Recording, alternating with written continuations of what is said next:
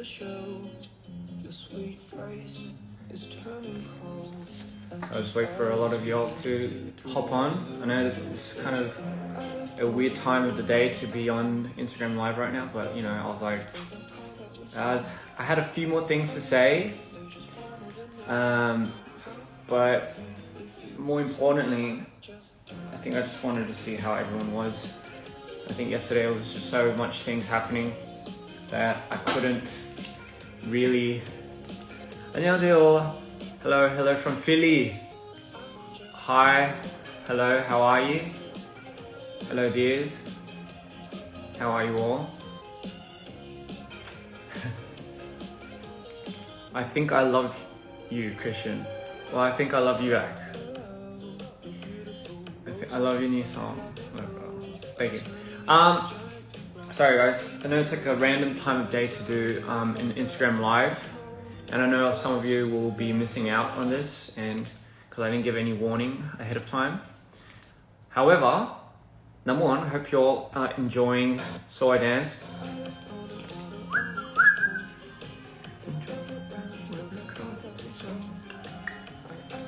Hello. Okay. Alright, awesome. So how does everyone feel?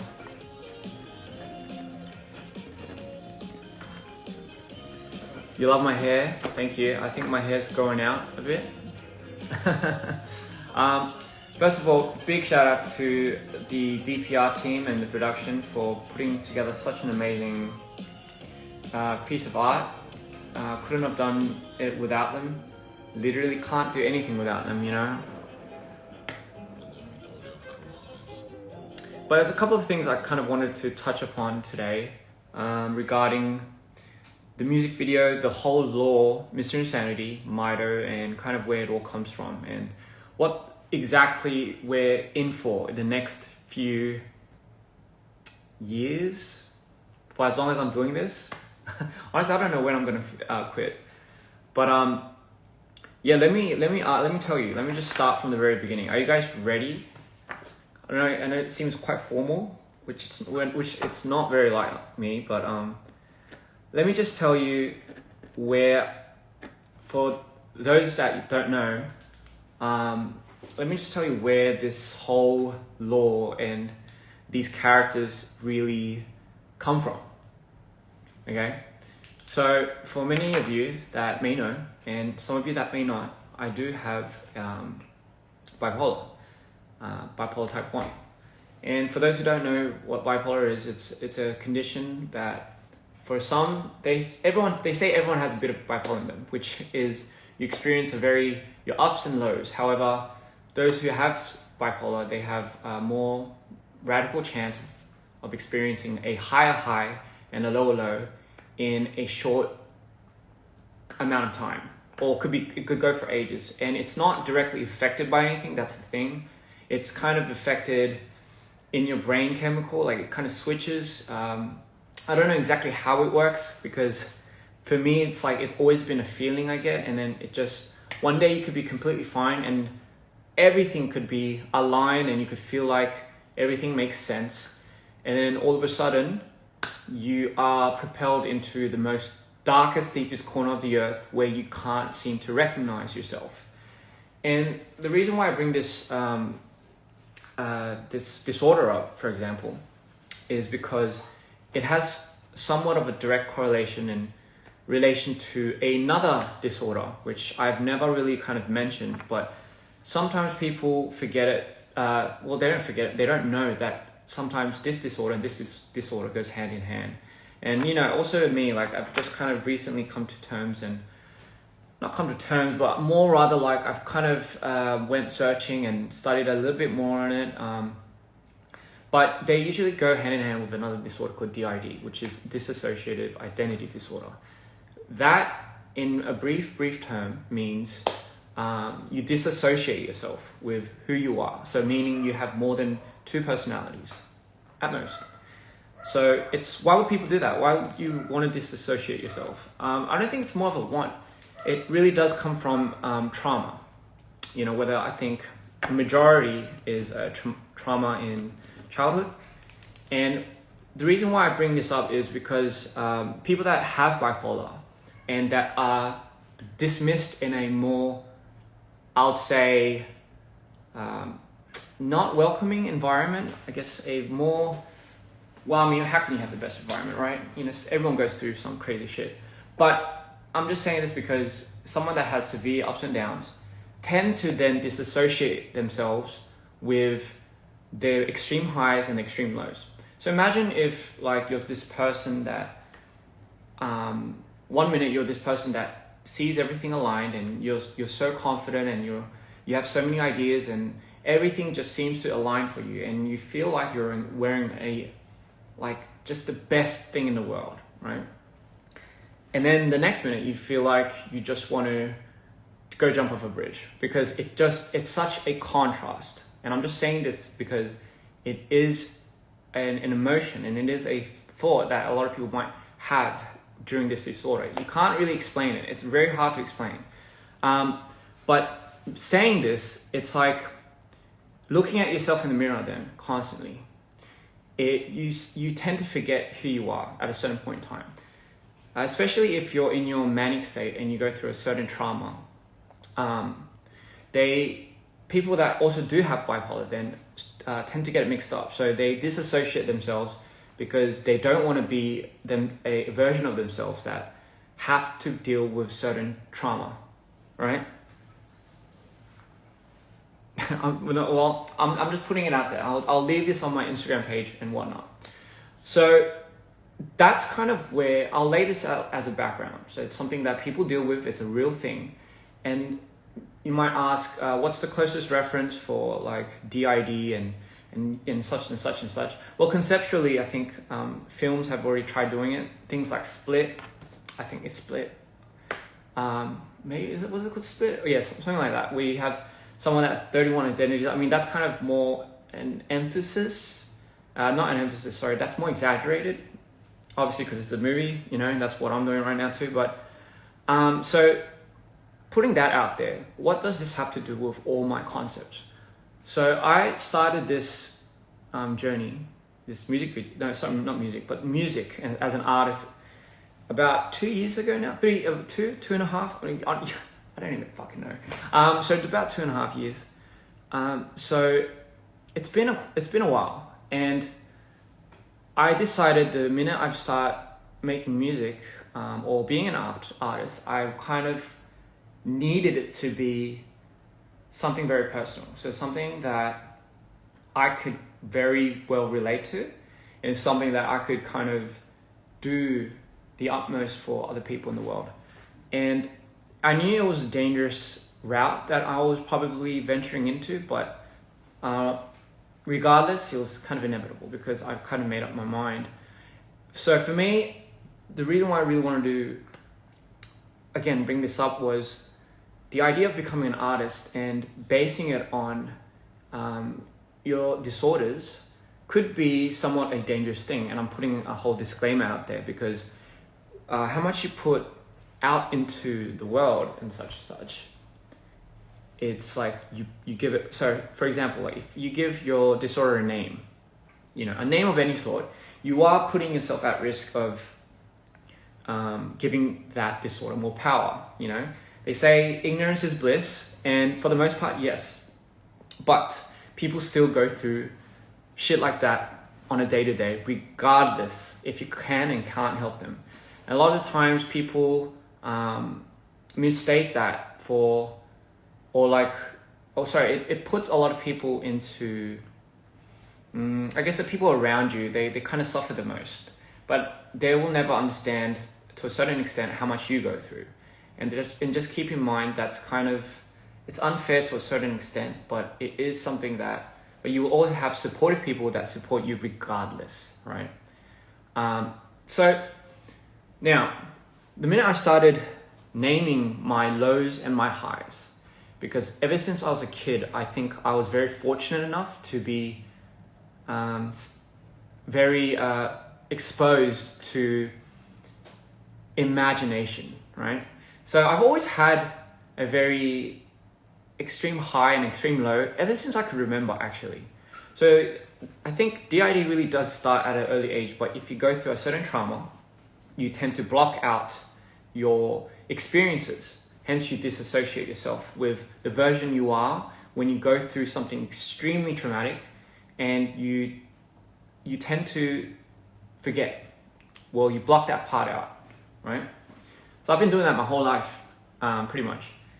And obviously bipolar doesn't really help with that because you do get it mixed up. So the characters that I developed, so who is Mido? Let's go start from number one, Mido. This is the amazing fan gift that I got from Mexico, from one of the dreamers. Love it very much. Well, Mido does. And I love it too, but Mido loves it more. You know, always takes it around. It's like a lucky charm or something. Sayang. Sayang. So, as I was saying, what was I saying? Oh, yes. So, who is Mido then? So Mido, I did start off with the character Mido, right? Mido stands for mood swings in disorder. And he's a character that is based on my alter ego,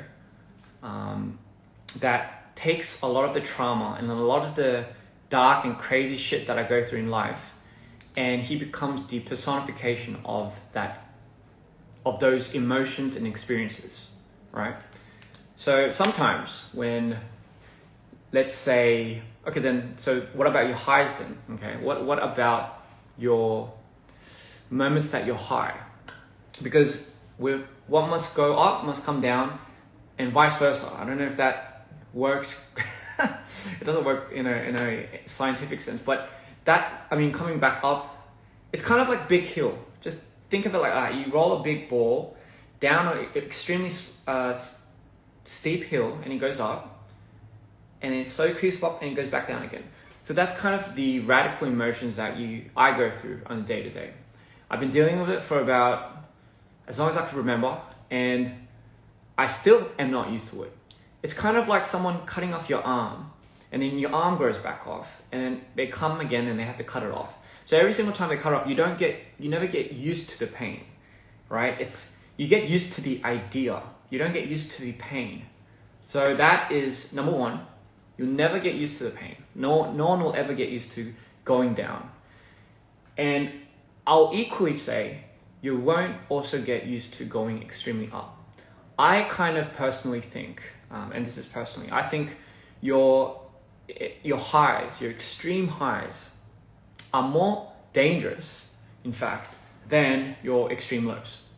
And the reason being is when you're in your extreme highs, you tend to really start pushing yourself to the limit. So me, personally, that's when, you get all these crazy ideas, you get all this, you think everything's aligning, and because everything's aligning for you, you feel like you have the need to do something about it. Otherwise, you will not go to sleep. You can't sleep. And you will seek out, any, I think, professional therapy help and yada, yada, yada. But that too, my friend, is, 한국 아니에요. That too, my friend, is also dosed with, I guess, prescribed medication. And I've been on prescribed medication, and for the most part, as a creative, I'm sure any creative could tell you this, but it does numb a lot of who you are or who you think you are. So it's all about balancing, and I do have a lot of amazing friends to help guideline me through this, and it's always been such an amazing journey with that. You have to always stay healthy. I think that's the biggest thing. But the business that I'm in, you tend to go on the fast life. So it's inherently exposing a lot of stimulus into my disorders. And if I go to any therapist, they will say, that's not the exactly best ideal job for somebody that goes through certain experiences such as such. But I'm here to kind of show people that you can deal with it, but also you also got to know when to stop. I haven't learned when to stop yet, but I've learned to counterbalance and balance out living with certain disorders and making that into art. So now I come back to this whole point. So what does this have to do with Mito and my whole discography and my whole concept? So I based my whole album and my whole artist concept on my disorders. And some people might be like, is that quite a safe thing to do? And in the beginning, I thought obviously not, and it still might not be. But I'm at a good point in my life where I think it's doing more good than harm. So, such and such, Mito is the character that I disassociate myself with, because it's just the person that I feel like I turn into when I'm in my extreme dips. And it's not, and the feeling I have when I get into my extreme dips isn't exactly like, you do have symptoms of depression and certain like really wacky ass ideas, and you just don't feel like doing anything because everything looks like it's black and white. Hence why when Mito comes out, everything is black and white. But for me, this character is a product of my trauma, but he's the only character and the only persona and demeanor that in my mind that I created ever since I can remember knows how to deal with such darkness, right?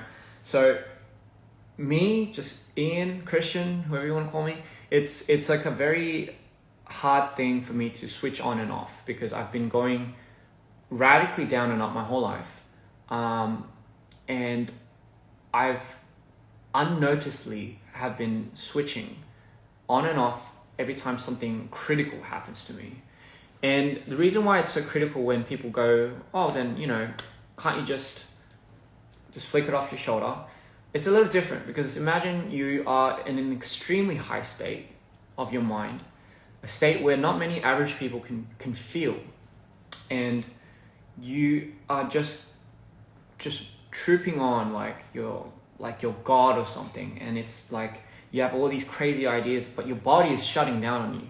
So that's when I start hallucinating a lot, and that's kind of when your brain is really on high extreme power. So it's just pumping and pumping, but you can't sleep.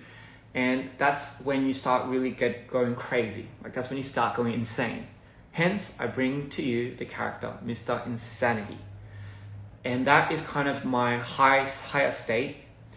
The only difference between, I think, when I'm in my manic highs and as to when I'm in my manic lows is I tend to black out during that transitional time. So I do have memory loss. Just to give you a good example, fuck it, I'll just tell you all. During certain moments in tour, just because of how much stimulus I was getting from everything, I blacked out almost a quarter of the times near to the end. And it was a scary feeling because I didn't think I've always had certain blackouts, but I've always kind of locked myself indoors, which is why I never go out. And because it does grow a certain fear in you, because imagine you black out for like a couple of days or maybe like a week or two, and you wake up and you think the last thing you remember was yesterday, but in fact it was a week ago or something, and you realize you've had conversations and you've done certain things, and it's kind of like, okay, the most closest thing I can give you like a reference to is it feels like a dream, right? It feels like a dream. So sometimes you would close your eyes and you'd wake up and you would be at a certain place and there'll be people in front of you, and you don't know exactly how you got there. But it's funny because when your brain functions in these disassociating parts of your compartment, you do remember what series of events happened when you are in that character. So for example, like Mito has a more biblical understanding of religion, and he's prone to talk in a different way. sounds very deep. By the way, the voice changing, yes, that's an actual thing for Maito, and he hits an octave which I can't. So there's things that your brain tends to remember or tends to tap into when you disassociate yourself and you change it to somebody else. And honestly, those moments are probably the times that I've always struggled with, because it was something that I couldn't tell my friends. It was something that I couldn't, even if I tried so many times. Don't get me wrong. I think ever since I was in my mid-20s, I've tried to fix it. Which, by the way, it's you're not here to get fixed. That's the number one thing.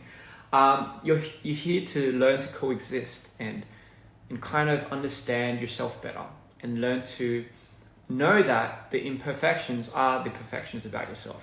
So if you're here to really try fixing it and you think you're going to get rid of it, then I advise you that is not the way that I think personally you should approach it. Because then you're going to tend to isolate yourself, and it is going to grow that disorder more and more and more as you grow. So it's something that everyone has to get through, and especially with a certain, I think experiences really matter. You can go to the best therapist and such, get the best medication for you, but I think learning to live with it through experience gets you through a lot of hurdles with understanding this disorder, such as myself. I'm still learning, and I'm still trying to process if any of this is real. And the reason why I didn't really come up with this in the beginning was, to be completely honest, was because it was embarrassing. Like, just to be completely honest, it was, it was not something that I was extremely proud of, and it wasn't something that I'd liked for people to see me in the light for. And it's, society tends to have a certain taboo against mental disorders and bringing that to the spotlight. So I knew I didn't want to project any type of failure in my journey to becoming an artist. But what could I do? Like, I'm going through so many ups and downs, and I black out every single time I go through certain moments.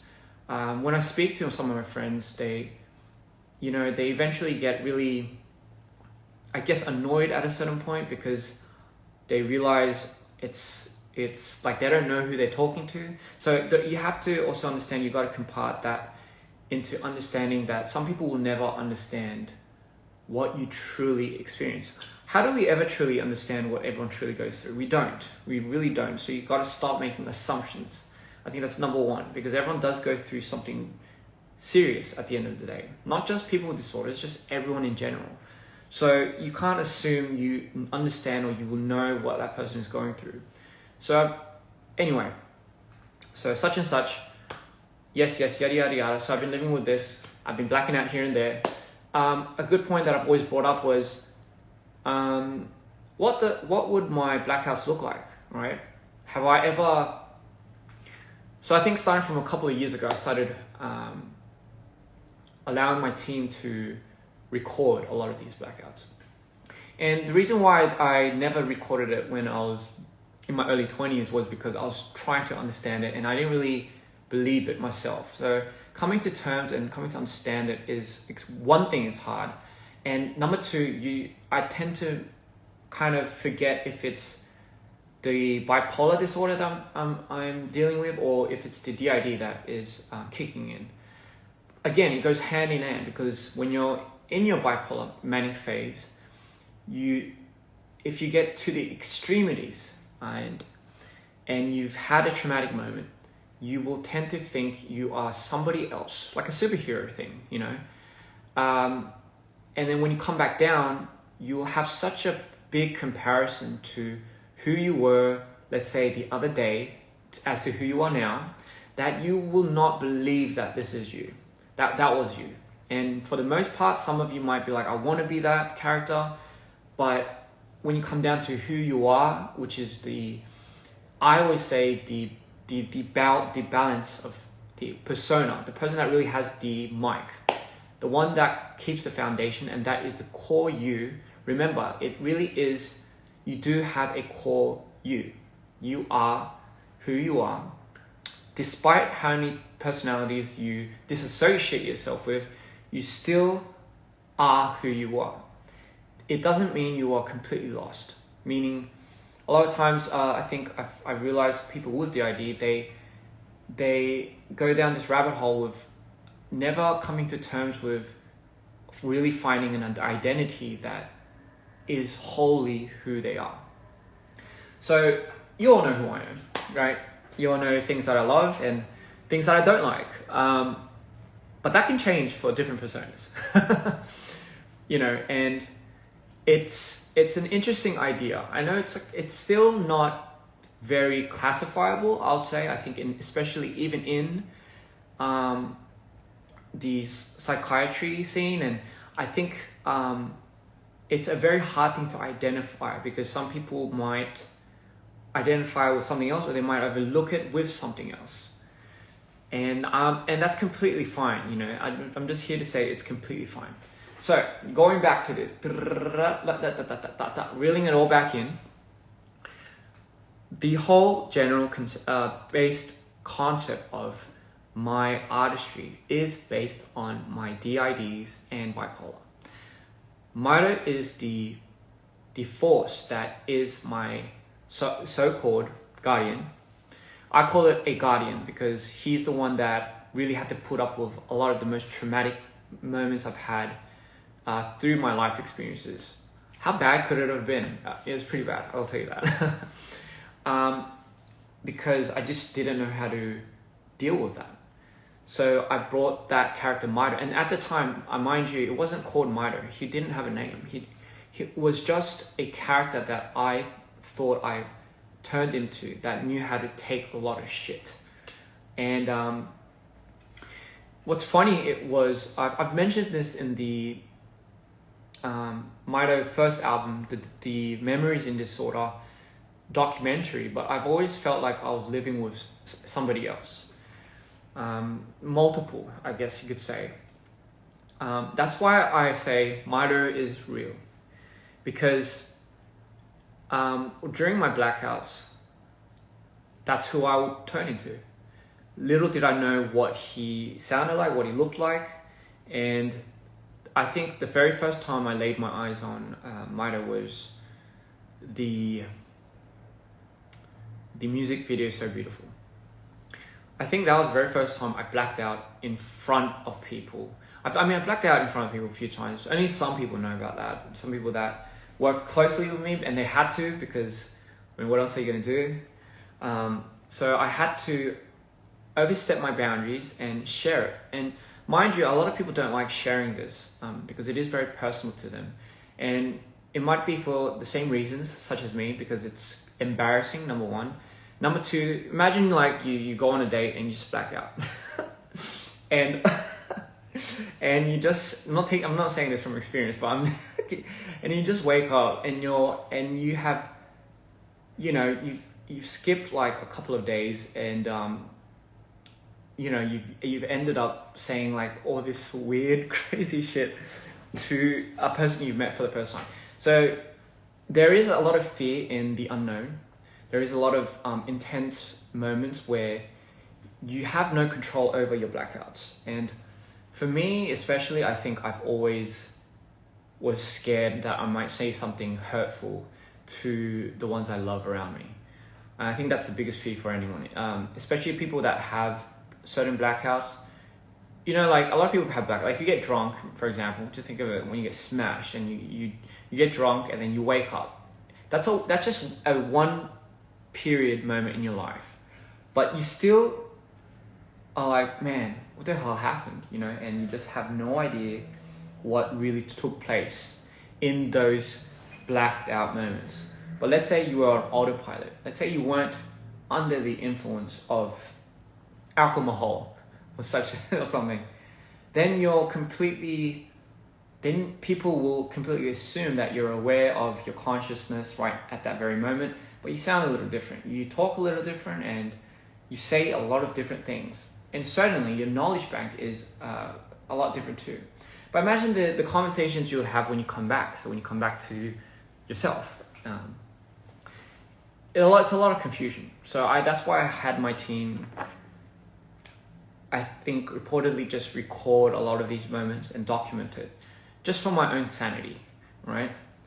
So, okay, enough of that. I'm just here to really explain to you what this whole law means now. And this is where, especially for the dreamers, I hope this is more insightful and a lot more fun.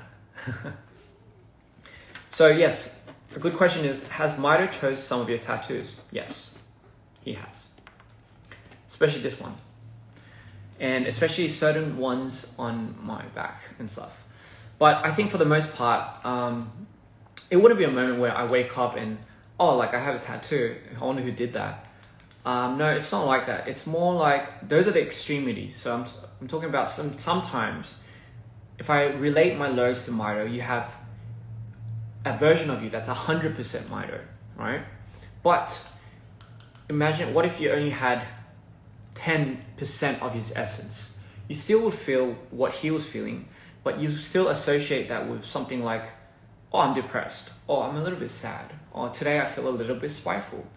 But if you're 100% of, imagine you took years and years of trauma and years of bad experiences, all the things you felt during those past experiences that you've bottled up or you've comparted deeply into your brain, and you personified that as a character. What would that look like? So I always thought Mito, and it's not a bad thing, because to a lot of people, it's kind of like your guardian.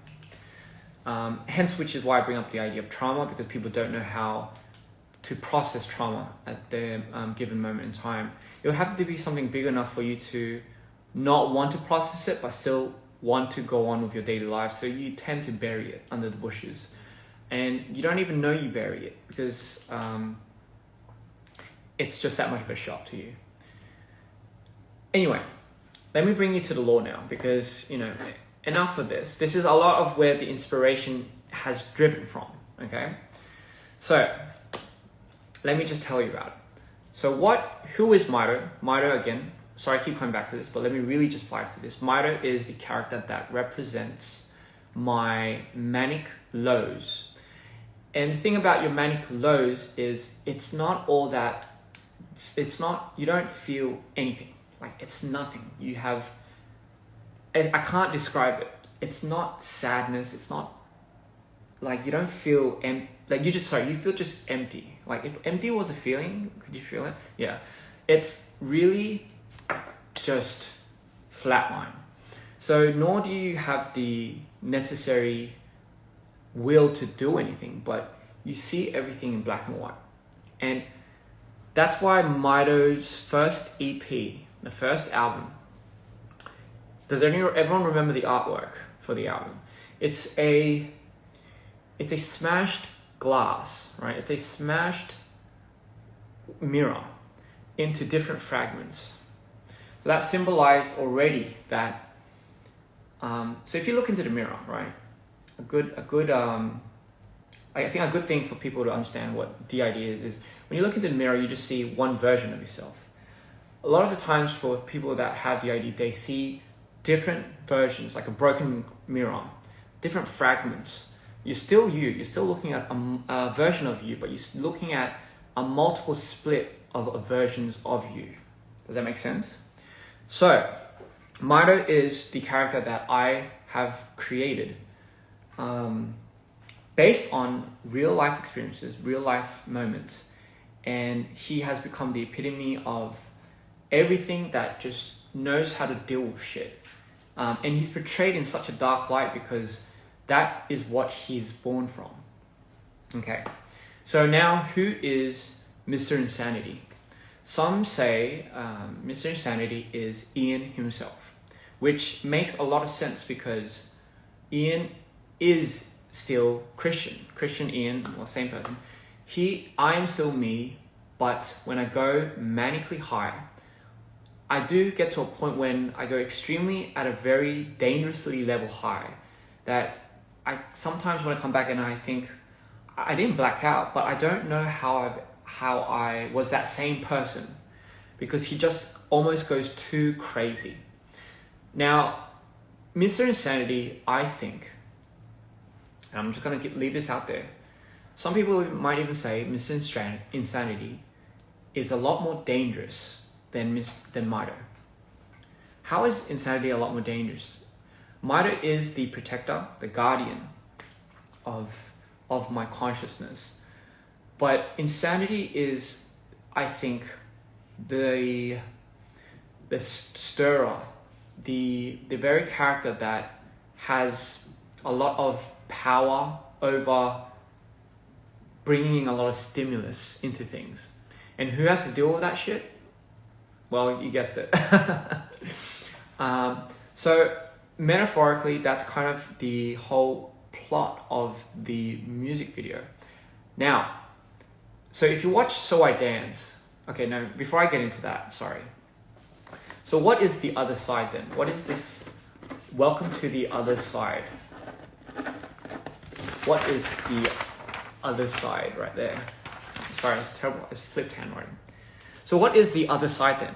So the other side is an existing universe inside the consciousness of the mind. And you can only get there through dreaming.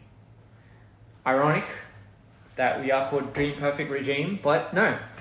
I'll give you a good example, for example. What the hell does that even mean? So ever since I was a kid, I've always learned how to lucid dream. And I didn't know I was lucid dreaming. That lucid dreaming means you're completely aware that you're dreaming and you have full control over what's happening around in you, in your dream, in the environment. So if you want to fly, you can fly, and yada, yada, yada. But I think ever since I was a kid, I had so much fun doing that I thought I generated. So for me personally, I got a lot more creative with that way. It was almost like my creative library bank that I've always kept. And the crazy thing about my dreams was it had continuity. So I still remember a lot of the worlds that I visited in these dreams, and a lot of these places that I walked through, and the characters that I played in my dreams. And granted, a lot of the times the dreams could have been influenced by a lot of the things that I grew up watching and looking at. But I've always realized that in my dreams, there were a lot of doors. And every time I would go lucid dreaming, I sometimes would unlock, or I would sometimes go through a door. And this is where it gets crazy, because I would go through the doors so many times and I would end up at so many weird, and sometimes going through the wrong door would turn into a nightmare, for example. And I think through that, I've realized when I come out of these dreams, I had these blackouts. So think of it like this: the longer you stay inside your lucid dreams, the longer you lucid, and the longer you tend to lose a grip of your reality, that's when you hit your manic episodes, I think that's when you really start finding it very hard to associate what's real and what's not. So that's where it gets a little dangerous. But trust me, I've had my fair share. And sometimes I'll deliberately try to sleep more just to be able to experience or see what was beyond certain mountains. The green asteroid, for example, was a huge part of my dream when I was little. Peanut Butter and Tears was the... So I'll give you a context then.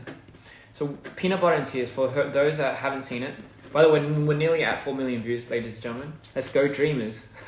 Peanut Butter and Tears is a glimpse into a lot of these moments where it first started. So Peanut Butter and Tears is the music video is a representation of me when I was a kid, and I've wandered through And that's when I started wandering through these doors. And that's kind of the idea, the visual imagery behind that music video. So what you see in the timeline in terms of this context was Peanut Butter and Tears is kind of like the very early stages of Insanity before he turned into Mr. Insanity. So again, recapping this, Ian, you see the very first Ian travel through these doors in Peanut Butter and Tears. Hence, you see the young youthfulness, but he's not crazy yet. He's not the Mr. Insanity that we all know him to be. Well, I'm not sure how much you know about him, but for me anyway.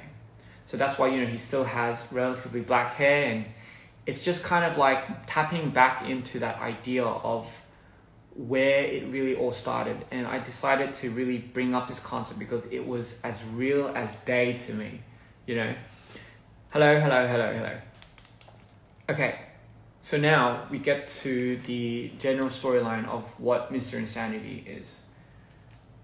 Dear Insanity, this new EP that's about to drop,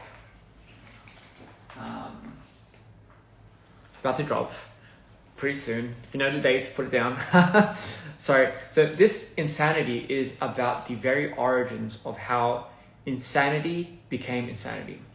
So along the way, Ian travels to the other side being the consciousness universe that exists in your consciousness that you can only tap into through your dreams. And the very first door he walks into, he gets a glimpse of this world that he had no idea that existed, right? Now bear with me now. So in this moment, he goes down this crazy path of trying to understand where he's at until he realizes he can't leave or he doesn't know how to get back out. And I think that's kind of when he realizes he's almost doomed, because the longer he stays in this universe, the longer he, seamlessly ceases to exist on the external world. But I'm just gonna put it out there. I'm not gonna tell you what happens. We've already mapped this out. But if I spoil it now, I think it's just it's not gonna be the point. But anyway, so this is the very first origins of him traveling to the other side, and in the other side are towns and things that are made of mythical, fantasy, mythology, any type of things that you would imagine in a dream and a nightmare to exist. And funny enough, who dwells there? Who dwells in the very consciousness of my universe, of my mind? It's Mido. So some might say Mido is the guardian angel, right?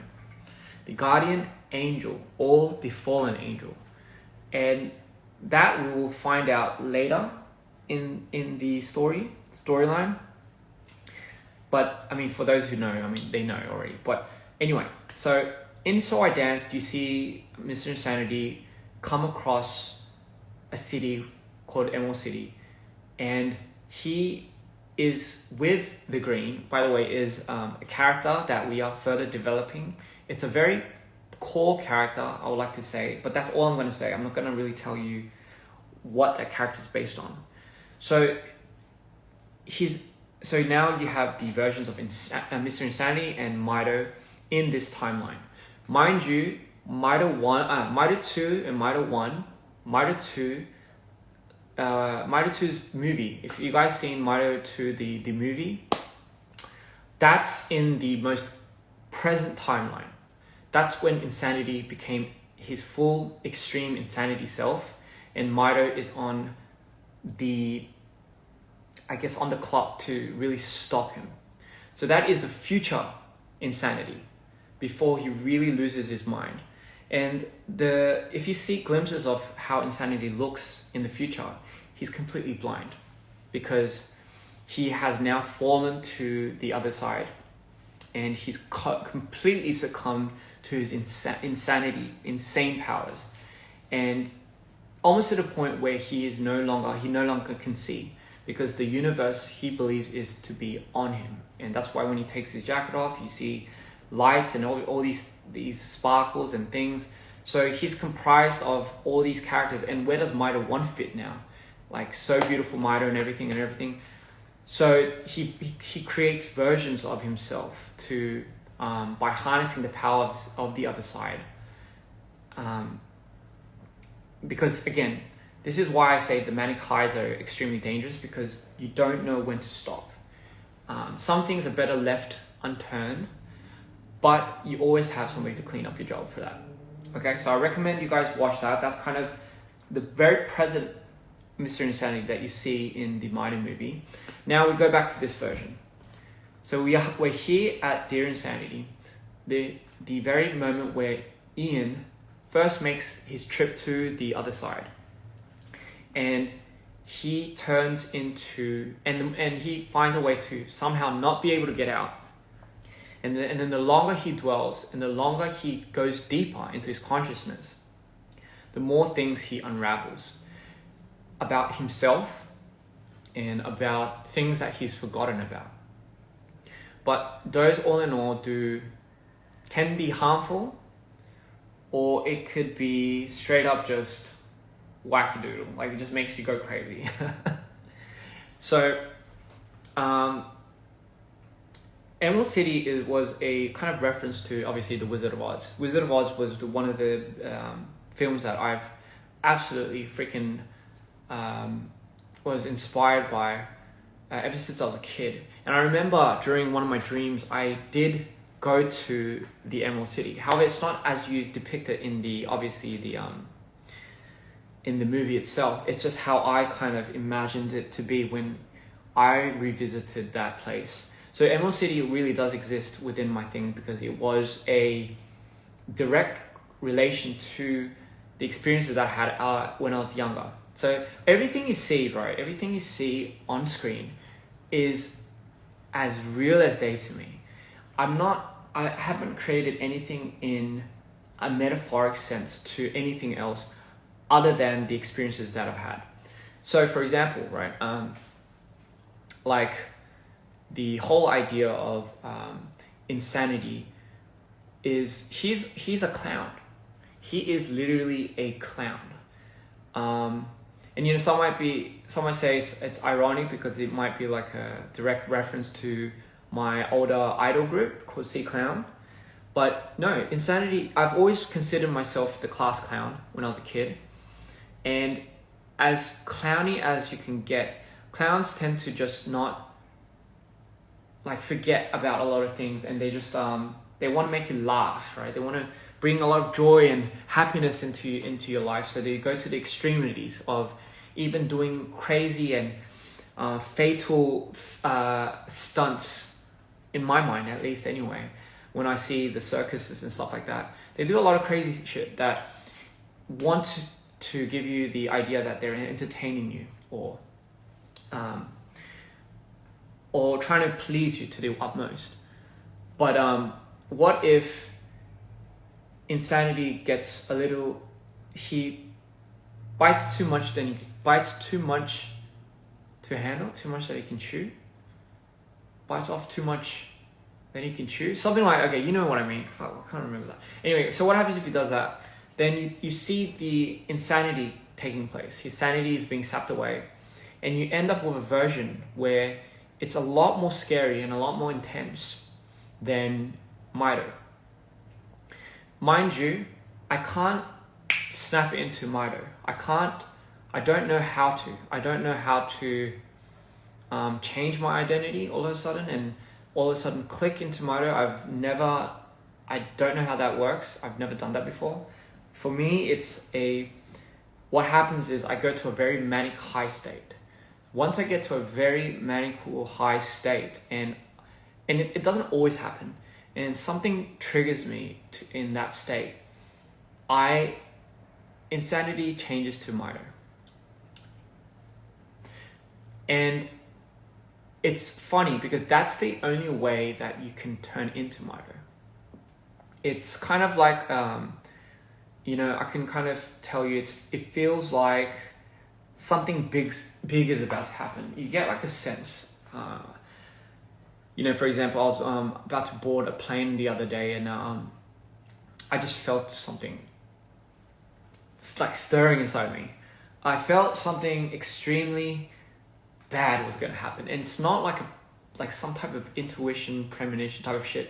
It's just something like, oh, it feels like there's going to be an earthquake. Oh, it feels like something is stirring up inside you, and you don't know what it is. But usually you tend to get that feeling when you're in your extreme highs, and you're not thinking straight, and your words are jumbled, and you know you lose a whole sense and track of time and context of place.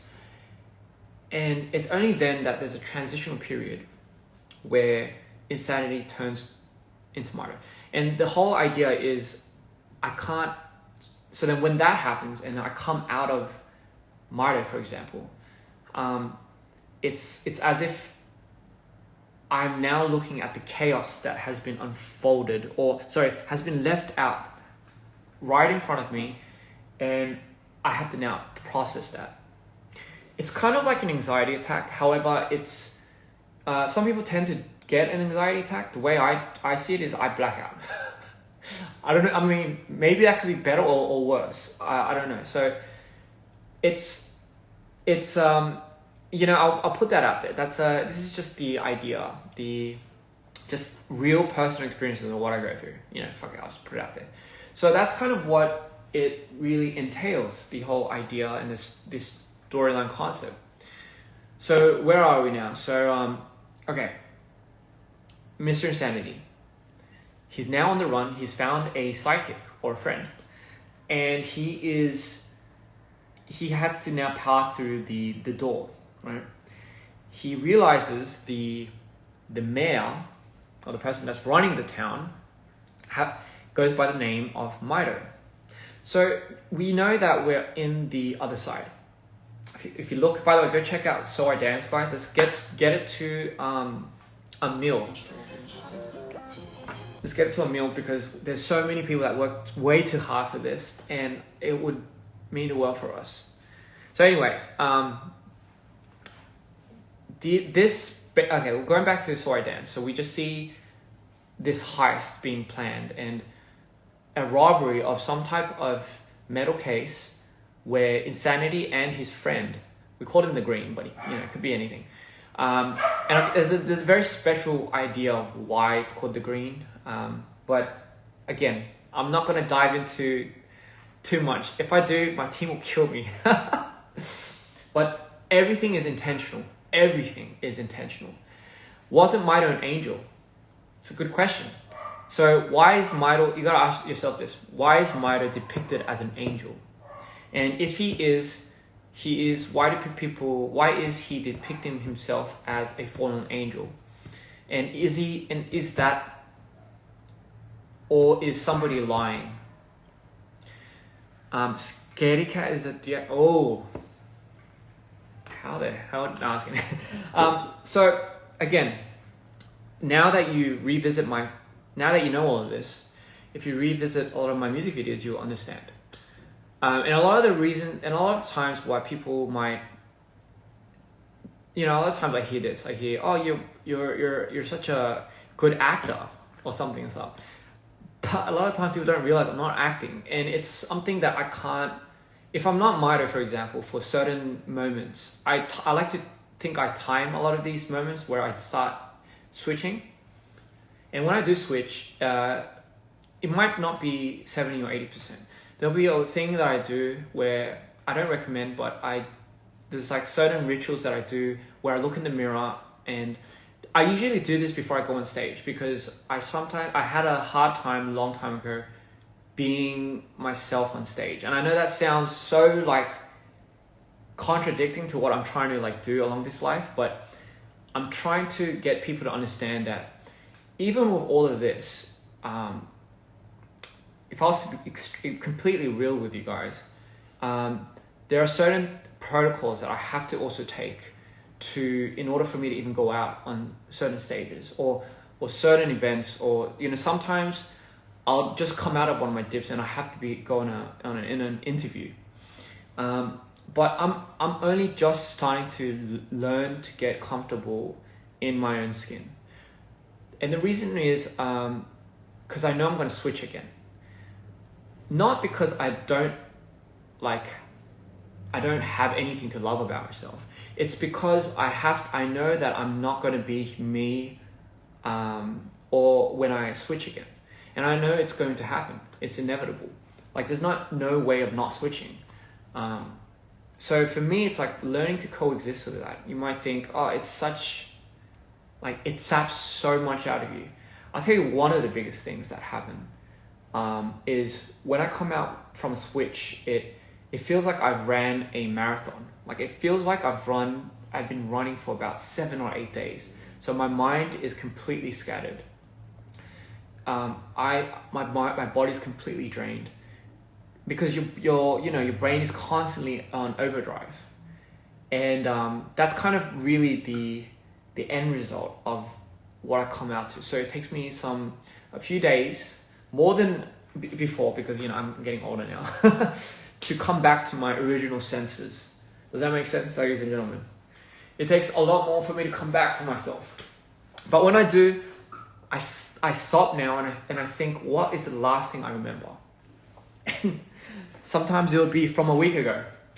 And fortunately enough for me, I have enough good people around me to support me switching. And I suggest to everyone that might have a friend, or if you are going through this, you need very supportive people. If not two, one is enough, I think. Enough for them to care about or understand, or at least put up with a lot of the things that you might switch into. And it's completely fine. I'm just telling you, it's completely fine. So again, I keep going back to this, but again, now we're here at the other side. Dear Insanity is, again, in making a full trip to the other side, a universe that exists in the consciousness, in the dreamlike state of the mind. But technically, in all sense, it's the consciousness. So whatever happens there, whatever things you've kept unlocked and comparted away, is going to be there. But behind which door, I do not know. And behind what door, which door is what, we do not know. Right? But however, he does discover an entity called Mito. But the only difference with this entity is it looks somewhat like him. It looks somewhat like him. And the more and more we develop the story, the more and more they realize they have things either in common, or they start undiscovering really dark truths about one another. And again, it's a crazy story. I'll give you this. It's a freaking crazy story. I can't believe we're just here at So I Danced. Me and my team, we've developed this story based on obviously personal experiences, but we developed this whole story and franchise to about another 10 years, to be completely honest. And you're just now beginning to see the cusp of the characters of Insanity and how he turns into insanity. So the more we develop the story, the more you see him go crazy and crazy and crazier. And I'll tell you this now, if you get scared, then yes, that is exactly what Insanity feels like. He is quirky, fun, and extreme, but one wrong, essence of Mito, one wrong taste of something that's spoiled, can turn that insane, quirky, and funny, screw it type of character into, alright, screw it. Like just burn the world type of, cease the world. I think that would be a more suitable terminology in this case. But it's a very interesting thing, because conceptually, it's like a superhero to villain type of concept, but in a more realistic sense, it's really based on someone's consciousness that is developing right before your eyes. You're witnessing somebody's trauma. I know that sounds extreme, but hear me out now. The reason why I am extremely just full forward into this is because I know it will give so many people a lot more insight onto whether you have or you don't have this disorder. You'll get enough insight into what these characters feel and look like to one person and such. And if anyone could relate to certain developments of a certain characteristics for certain characters, it might give you a good understanding of like what it really goes through. So I watched a reaction video, by the way. Oh, by the way, I love the reaction videos. You should absolutely keep throwing them out there. Thank you. You should absolutely keep them throwing out there. But I watched this reaction video where this person stated that what they're seeing right now, if Maida was to destroy insanity, I think she said, it would seem a little too scary because she knows that it's exactly what's happening in my mind right now. So what you experience and what you see is the exact reflection, and it's kind of like a time capsule of what I already have or am going through, but for the most part, it's already have going through. Or so yeah, everything that I haven't been through, I can't put out there. Just disclaimer, everything that I haven't been through, if I haven't reached a state of enlightenment of dealing or being able to understand my highs and lows and learn how to bring them together, for the most part, I'm at a point where they're at war.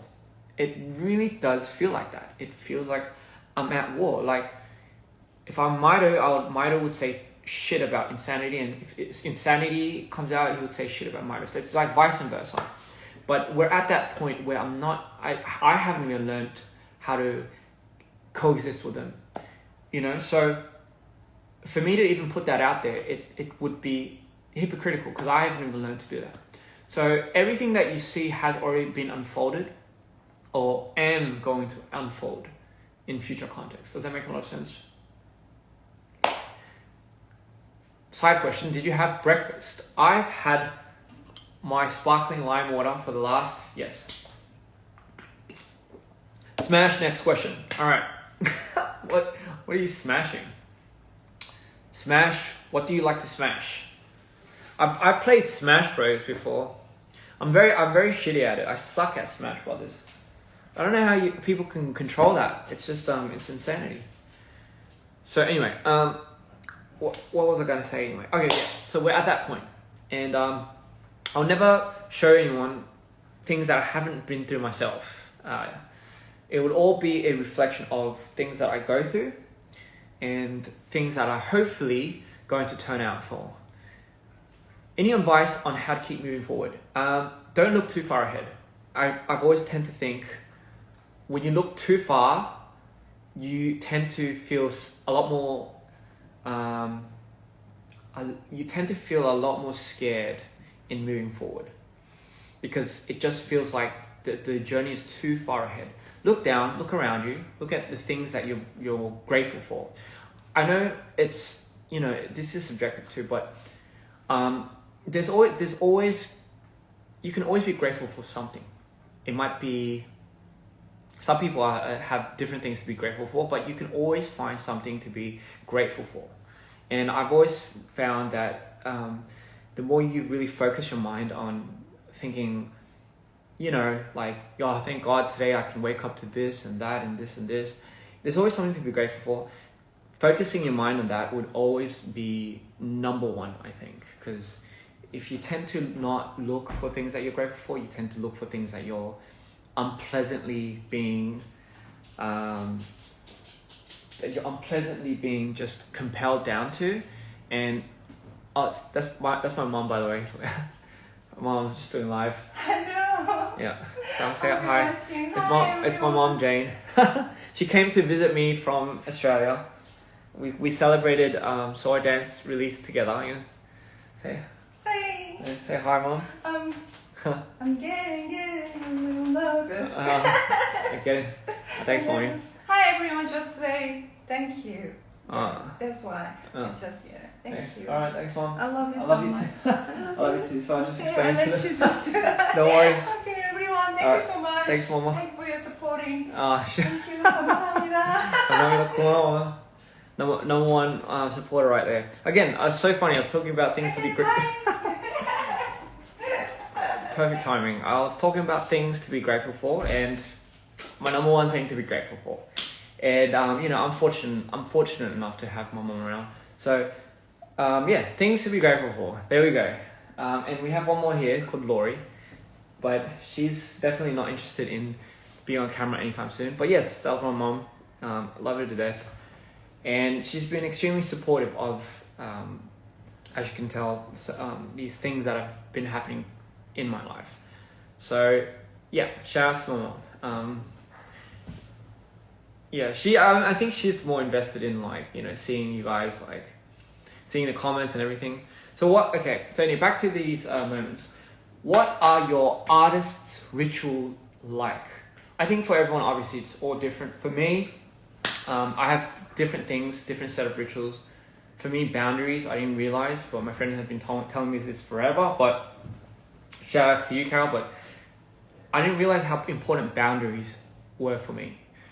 So I know boundaries can be extremely important for some people, and for others, like, they have a certain, I guess the borders are all different. So meaning someone's boundary can be here, someone's can be over there. So some people, for me, especially for me, I didn't realize how sensitive I get to, I mean, it makes sense because obviously if I switch and if I'm like feeling these crazy manic highs and lows, I think I'll value a lot of like space.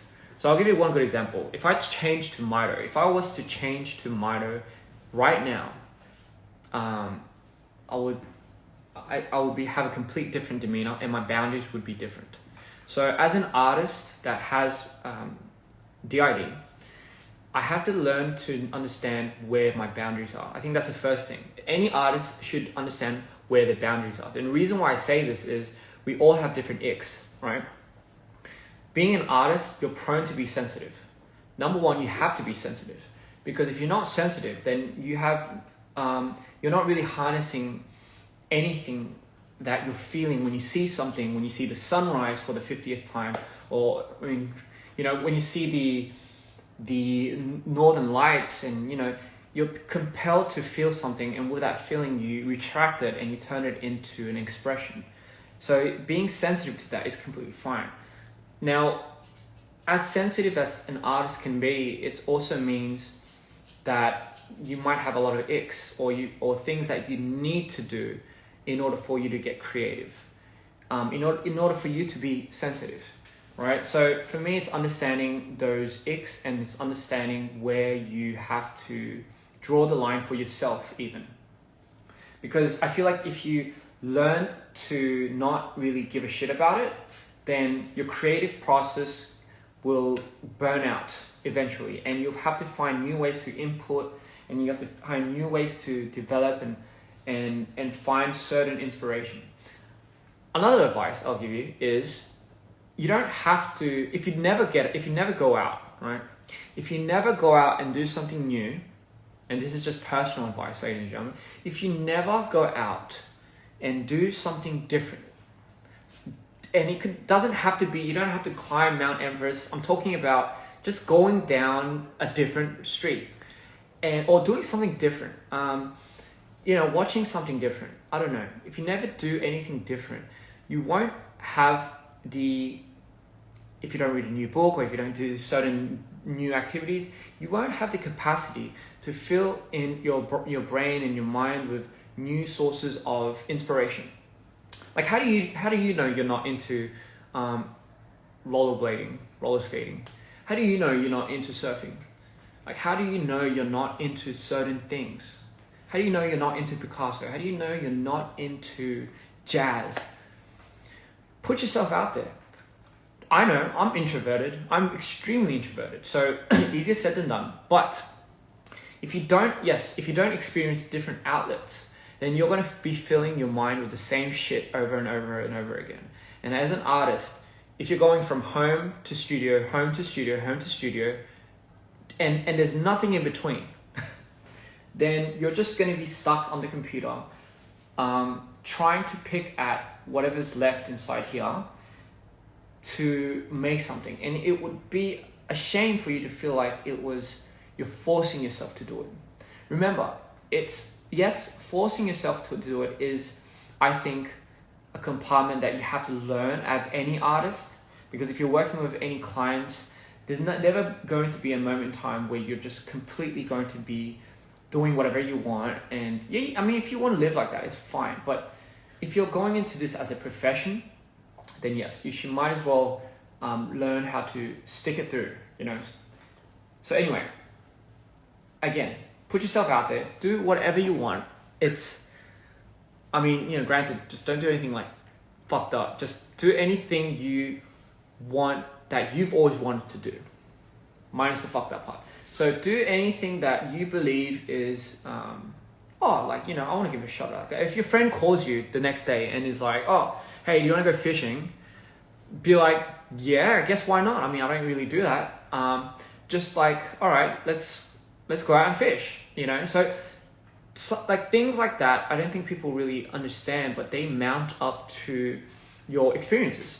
And people with experiences, good or not, you learn how to associate that with your art. I mean, that's really where expression comes from, right?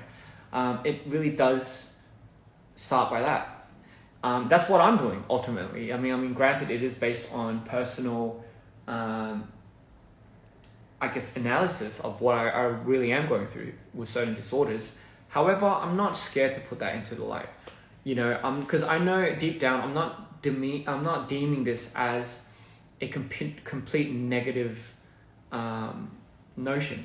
I'm not putting this in a negative light. I'm trying to exceed the amount of good that this has, or this could potentially have. Sorry, I'll say potentially have in giving a lot of insight to people that may feel discomfort with certain disorders, or may not have the voice to really be just, I'm good to be who I am. I'm actually really happy to be who I am. Because it could be, trust me, disorder or not, some people just do not love themselves. Like they just have way less respect than they will ever know of themselves. Like you'll be so surprised, right? Make it a good practice to just look in the mirror, and you know, as cliche as it might sound, just look in the mirror and be like, hey, you got it. You absolutely got it. And if anyone's going to be proud of you, it should be yourself. If you aren't proud of yourself, you're being a little too hard, dear. You are being a little too hard on yourself, you know. But how do you keep promises to yourself? Sorry, how do you respect yourself? How do you love yourself? It really does start by letting yourself experience things that you would nonetheless not try to experience. Or if there's things that you don't do on a daily basis, whether it be you commit yourself to certain things so for example, I always use this idea of promising. So if you make a promise to yourself, like, you know, tomorrow I'm going to go to the groceries, get a few things, and I'm going to try making chankonabe, which is a sumo wrestler's favorite dish that they like to eat. For example, something that's like new and out there, gives you some type of excitement. Not like, oh, tomorrow I'm going to do 10 push-ups. Do something that makes you excited. Like, put something up there in the list where you know that you kind of want to do it, and it just gives you the tingles if you think about it. And then keep that promise. Go outside, and whatever you put on that list, mind you, don't start crazy, because if you start something too hard, you're not going to do it. Most likely, you're not going to go up and do it. So start with these small things that make you a little bit excited, and then do it. And you'll feel somewhat more accomplished day and day and day and day. How many sites do I have? I have two. sorry, that's a stupid joke. Okay, that's what I always used to say that to the people that ask me, my friends. Sorry, anyway, so how many sides do I actually have?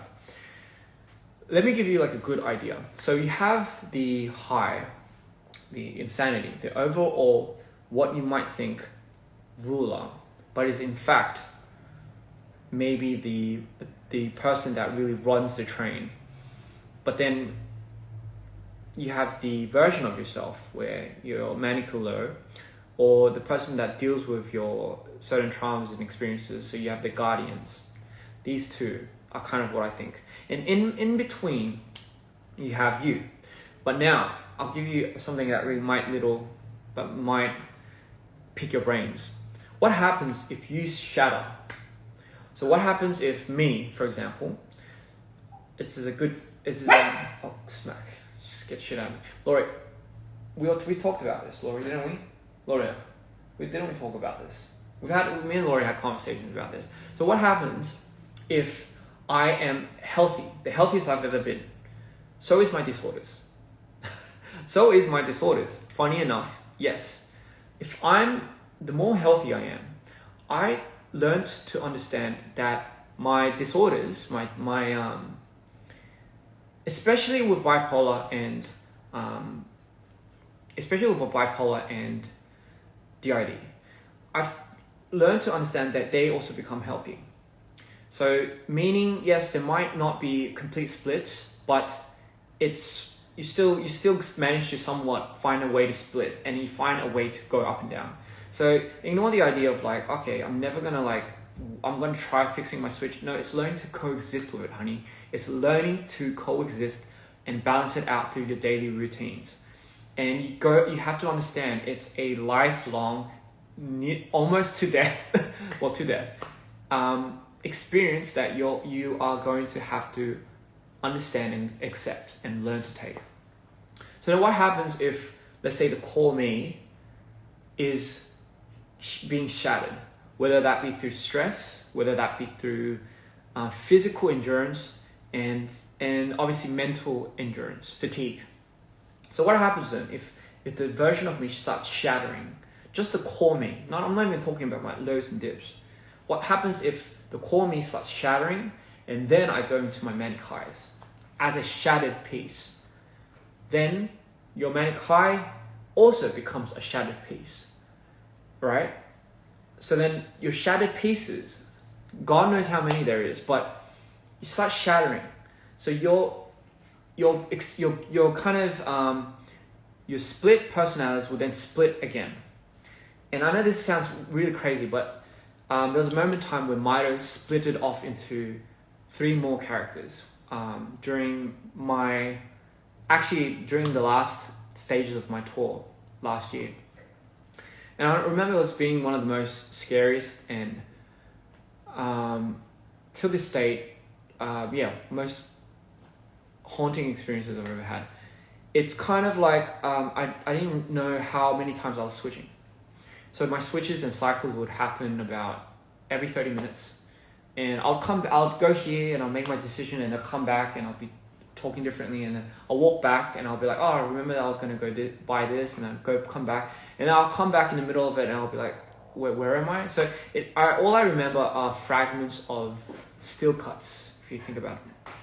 So that's why, for example, ow. Say hi, Laurie. We were just talking about this. Laurie, do you have any split personalities? No, not that I'm aware of. And funny thing is, Laurie knows when I switch, so her demeanor changes too. It's pretty hard. So I realized if you're not physically and mentally good, for people that have DID, that can mean a big deal to your other identities as well, because not only is the present state the state that really does safeguard and hold the core you weakened, but when I don't know if this is a thing that happens to only people that have DID and bipolar type 1, but I'm just speaking for myself personally. But I tend to realize that when I start splitting when I'm at a very bad state, just my general state is bad, it becomes very dangerous. That's when Mito becomes dangerous. Because Mito starts, imagine you have a spawn of darkness, right? But then he spawns more darkness, and they're just like a version of him. So you have the 100%, that's why I bring up the idea of like Mito, you have the 100% core Mito. So he's made up of fury, rage, love is also a part of it, betrayal, and a lot of different emotions that muster up the experiences from trauma. Hence, it's why it's your guardian. But the only problem is they have a mind of their own, which is why you black out for the most part. So, but then what happens if Mito starts splitting? So then when are you ever going to return to your throne? And I call it the throne, meaning the seat of power. So who's at the front conscious core? So Mito, when he splits, you imagine what kind of split that would look like. It's very nasty, and it's something that I've never been so afraid of in my entire life when I saw that, because I don't remember most of it, but it was something that I've never ever, well, since I've been through it, I was like, okay, I'm never ever going to ever get to a point like this because of how dangerous and how scary this can be, because you're literally splitting your dark altar into another version of a dark altar. And that could only mean you're enhancing that character. And I remember we had a name for the character that was relatively dangerous for my splits. And I'm not going to mention the name of this character that Mito split into, but it was to the point where even Mito couldn't come out and save me from that character. Well, very came close to not being able to save me from that character in real life. But yes, maybe is this character part of the lore maybe in the future? Maybe, but it was, I think, one of the most scariest things I've ever seen in my life. And what I mean by scene is during that period of time, it was just hallucinations. And that hallucinations of that character was rather real, and Mito even became dormant to that character. Which means it must have been way more than what he could have handled.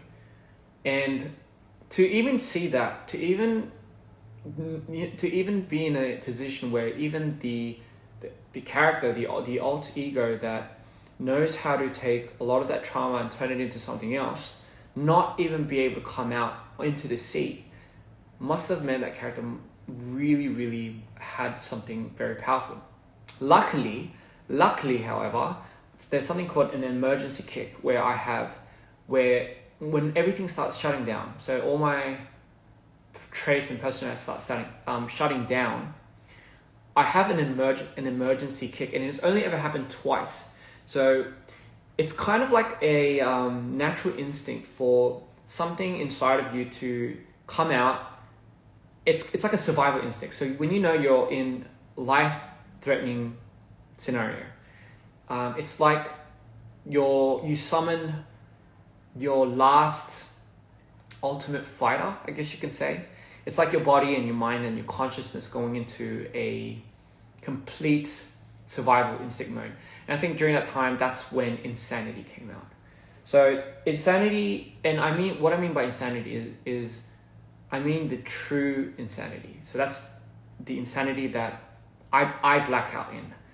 And this is so imagine the extreme highs. That's the epitome of insanity. And your extreme lows, 100%. 얼굴 좀 해? 고마워. And imagine the extreme lows of your manics. So that's Mito. Alright? So that is Mito. So you could only sometimes be 60-50%. You could only have like some essence of insanity, but you'll never be completely that. I've been completely minor a couple of times, but that's the times where you black out. You still glitch here and there, but there's only twice I've ever been the extreme version of insanity. There has ever been only 2 moments in my life. No, sorry, 3. Can't believe it. 3 moments in my life that I've ever been true insanity. And that's when you know shit hit the roof. Now, what's dangerous about being these extreme versions of either end? So, for example, insanity would have to only kick in that very moment when it's a life or death situation. And I think it's in those moments that I've learned to develop an understanding with a side of me that doesn't want to fall into a complete destructive self of who I am. And I think that's when insanity kicks in. And I think the version of that is the hard thing about that is you tend to you're not going to be able to sleep. So your body is automatically, naturally shutting down. And that's not a really good thing, because if you go more than 4 to 5 days and you say you've been up for more than 4 days and you're further enhancing 3 more days to not sleep, your body will automatically shut down just because of health reasons. So that's the risk that you take on by bringing out a certain character that has to go overdrive with your mind, but it's worth taking the seat of power, because otherwise, it's like, shit went really bad. And just give me 1 second, ladies and gentlemen. My internet has started working. So anyway, guys, that is the story and the inspiration behind the law. Go watch So I Danced again. Go watch the whole law. I'm so excited to really show you guys what this whole series is going to be about and how it's really going to take shape and form.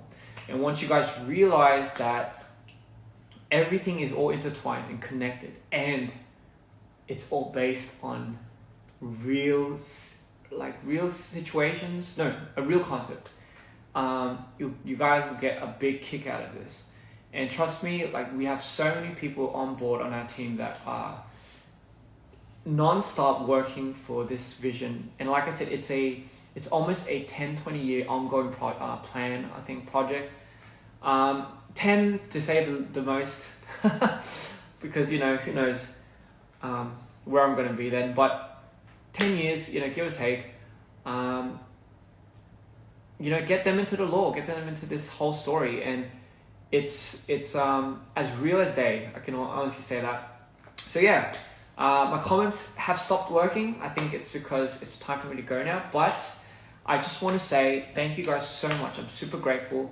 I can't believe we're already at the views that we are at with our videos. And guys, just keep spreading it, keep enjoying it, more importantly, because I love to see the comments where people are have all these theories, and I love seeing your theories, because honestly, half of them are on the right path. I'll say on the right path, because there's so many things that we haven't discovered yet that I can't wait to unravel, but I'm gonna save that for another day. Just enjoy every single thing we put out for you guys, because there's just so many people that work so hard for this on our team, and they are as passionate as ever, because they just love seeing you guys get into it. And number 2, we are going to have so many things that are going to be coming out, related and not related to this, and we can't wait to further share that with our dreamers out there. So all in all, thank you so much for watching this live. I know it's a random time of the day. I know some people are gonna cuss at me because I just kind of went on the most unexpected time of the day, and some people are at work right now. But I just wanted to say, if anyone wants to clip certain moments and certain things that I said about my disorders or in regards to the universe, and if someone could make a tight edit of that, I'll be more than happy to spread that around. But yeah, thank you guys, and I love you all so much. You are such a big part of the universe. By the way, the other side, the citizens, they are called dreamers. Yep. So we based it off of you guys, and yeah. Again, welcome back, and yeah, on to the next. So I have to go back to editing now. Oh shit. Yeah, we are working on some new stuff, but super excited. And like I said, guys, spread it, enjoy it. We can't believe we're almost at the views that we are at. Love you guys to death. Our whole team loves you to death. And yeah, thank you for listening to my TED Talk. Our DPR talk, anyway. Alright, peace.